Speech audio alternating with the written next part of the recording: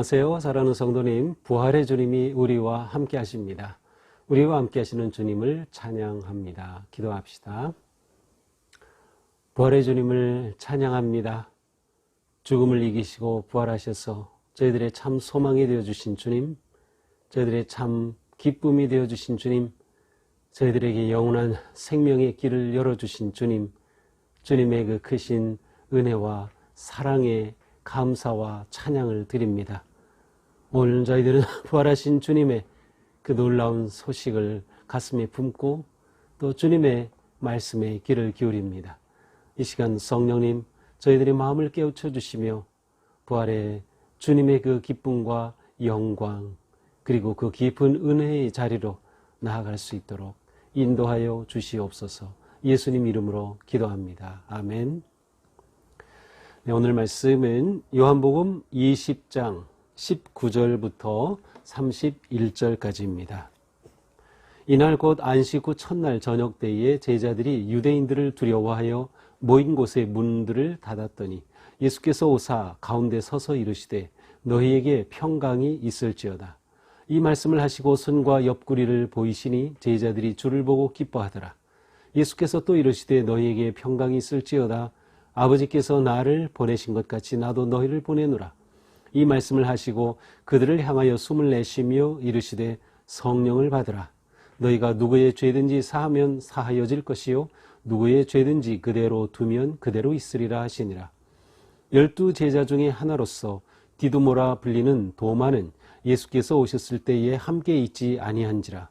다른 제자들이 그에게 이르되 우리가 주를 보았노라 하니 도마가 이르되 내가 그의 손에 못자국을 보며 내 손가락을 그 못자국에 넣으며 내 손을 그 옆구리에 넣어보지 않고는 믿지 아니하겠노라 하니라.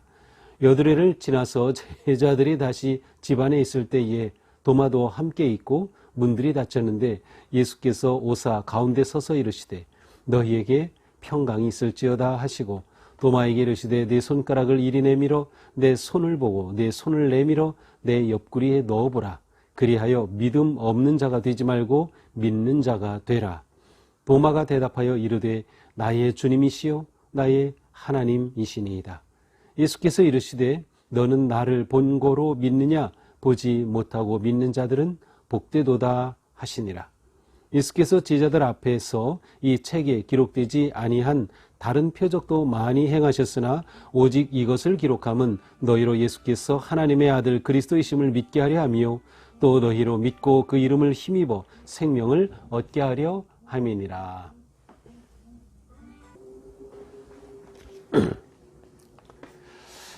자, 오늘 말씀은 우리가 어제 부활절을 보낸 것처럼 제자들이 부활의 주님이 부활하신 이후에 그 다음에 있었던 그 날을 기록하고 있어요. 19절에 이날 곧 안식 후 첫날에, 안식 후 첫날이지만 요일로 따지면 사실 주일 저녁입니다. 주일 저녁에 제자들이 유대인들이 두려워서 한 곳에 모여서 문을 닫고 있었습니다. 그러니까 예수님은 로마 법정에서 사형 언도를 받고 십자가 달려 돌아가셨기 때문에 많은 예수님을 따랐던 사람들, 특히 제자들은 이제 두려움 가운데 있을 수밖에 없었던 것이죠. 그래서 그들은 숨어 있었습니다. 자, 그런데 이렇게 문을 닫고 있는데 그들 가운데 부활의 주님이 나타나셨어요. 서서 이르되 너희에게 평강이 있을지어다.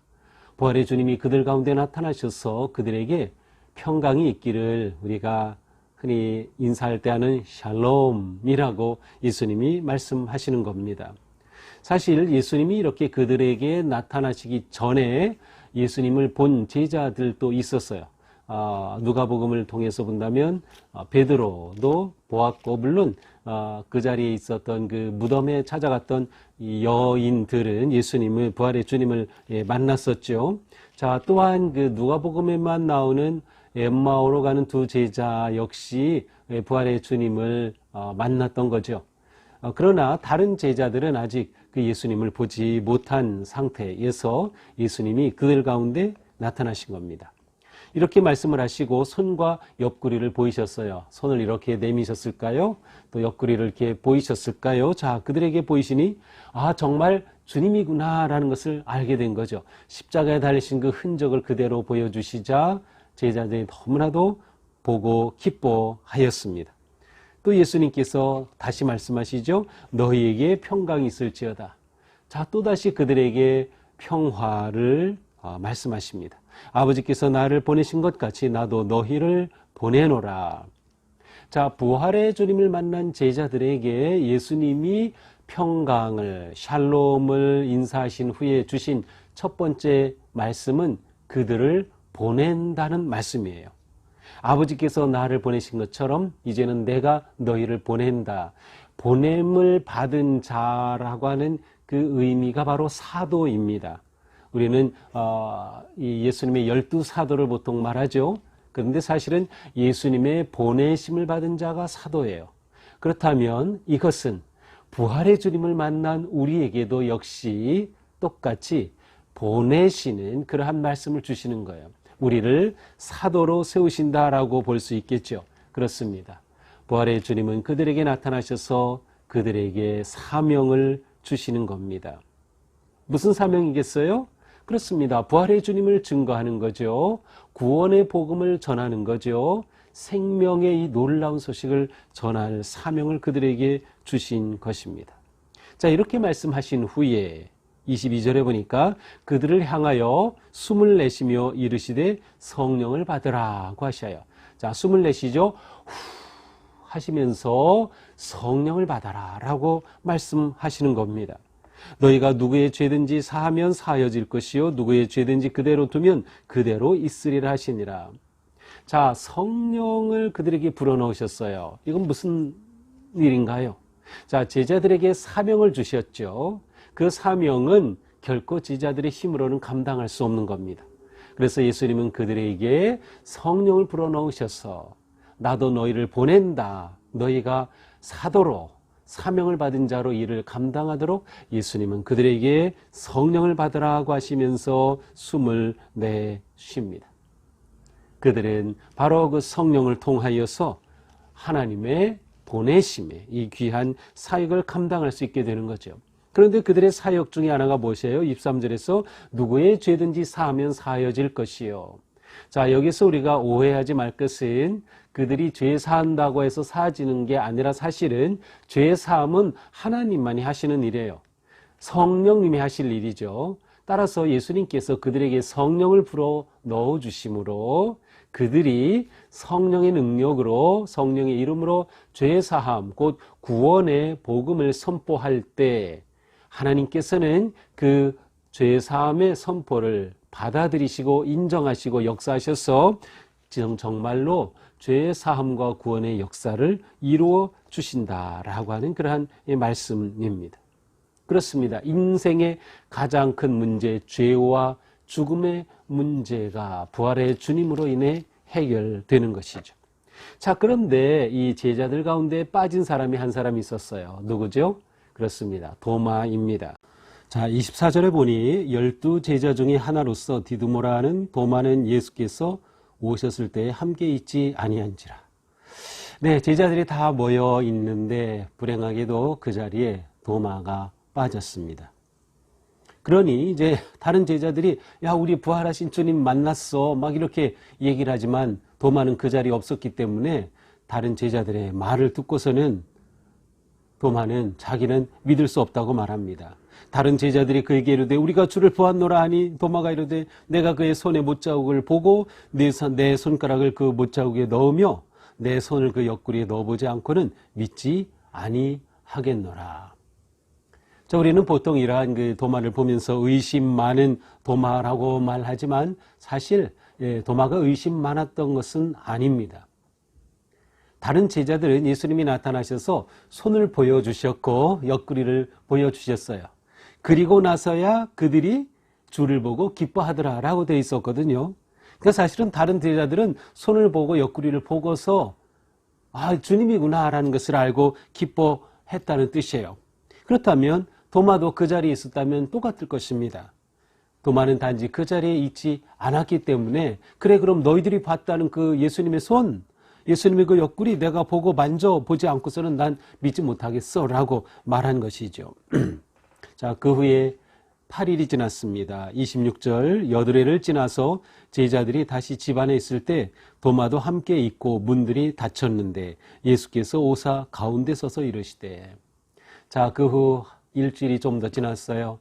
그리고 제자들이 문을 다 닫고 있는데 주님께서 그 자리에 나타나셨습니다. 여기 문이 닫혔는데 라고 하는 표현을 통해서 예수님이 그 자리에 나타나신 것은 문을 열고 들어온 것이 아니라 그냥 그 가운데 나타나신 겁니다.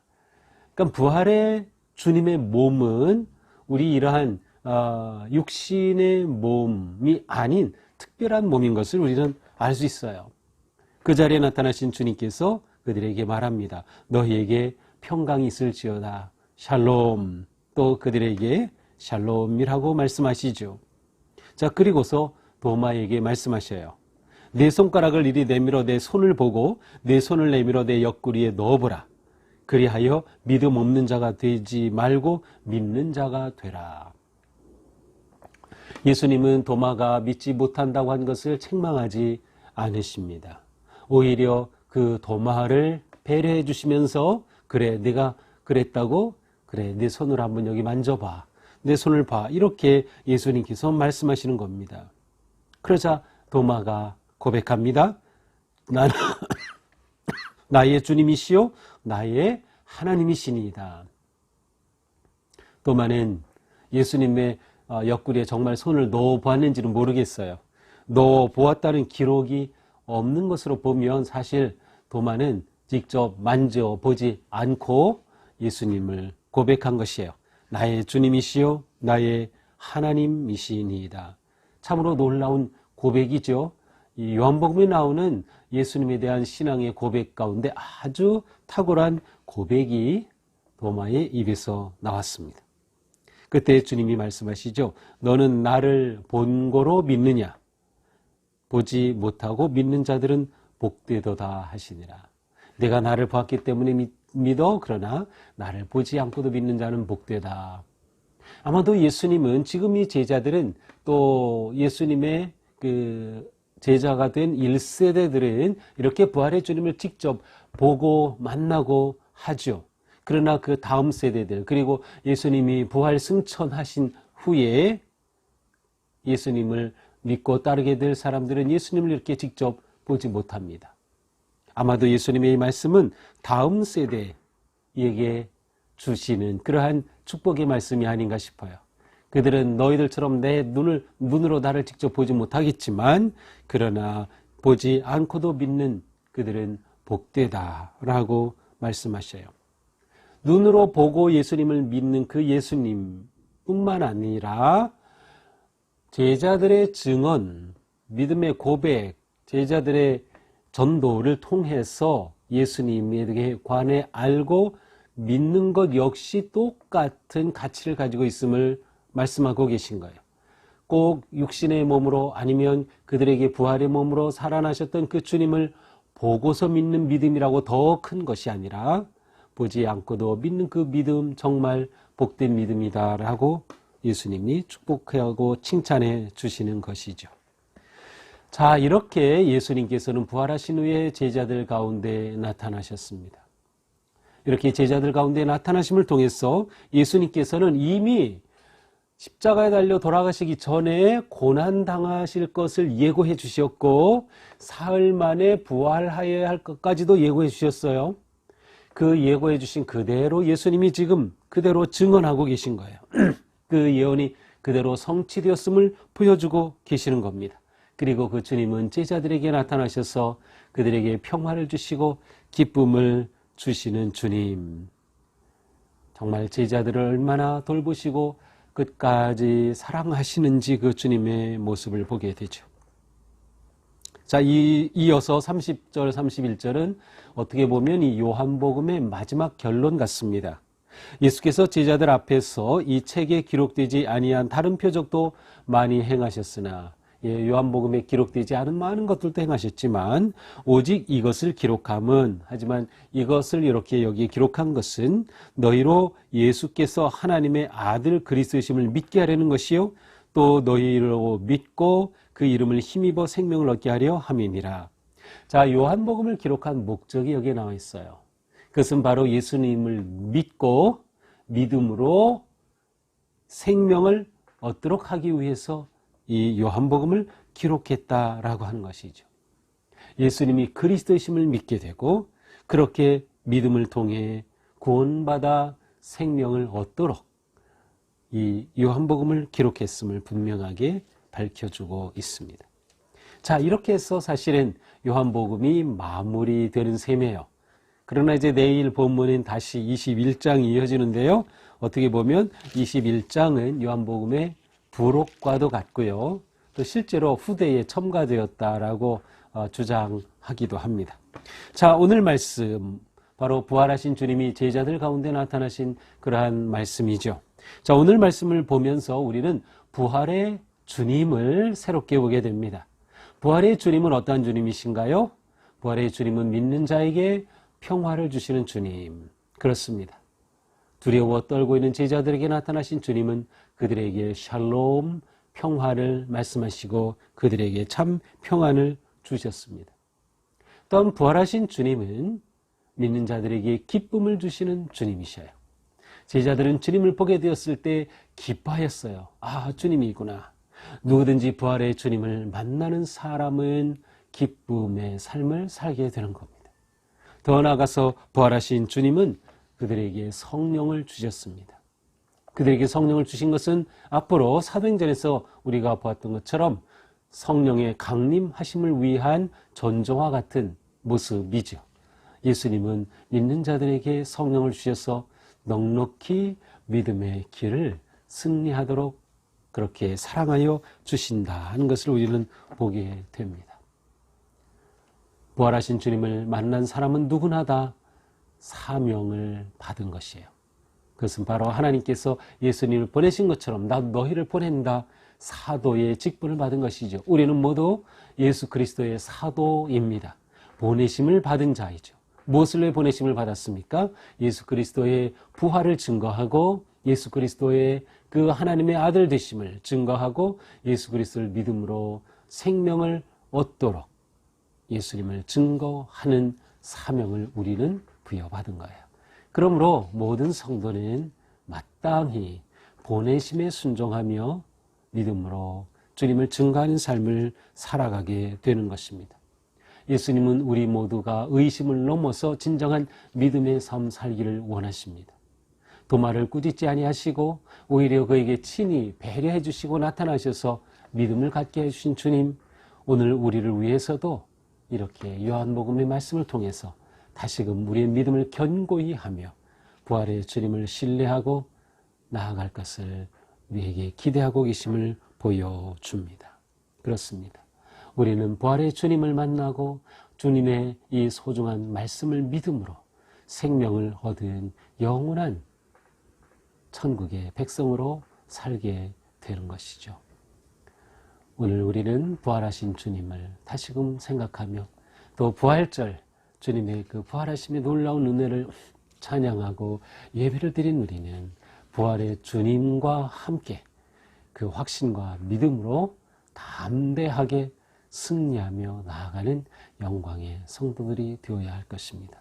우리 모두 부활의 백성으로 승리하는 복된 성도들이 되기를 주님의 이름으로 축복합니다. 기도합시다. 주님 감사합니다. 우리를 위하여 십자가를 지신 주님은 부활하심으로 우리에게 참 소망과 생명과 구원의 길을 열어주셨습니다. 주님 감사합니다. 이렇게 저희들을 사랑하여 주신 주님, 저희는 주님의 이 사랑을 입었으니 담대히 주님을 증거하는 자들이 되게 하여 주시옵소서. 지금 우리가 살아가는 삶의 자리에서 많은 위험과 위기와 아픔과 고통과 실패와 두려움을 만납니다.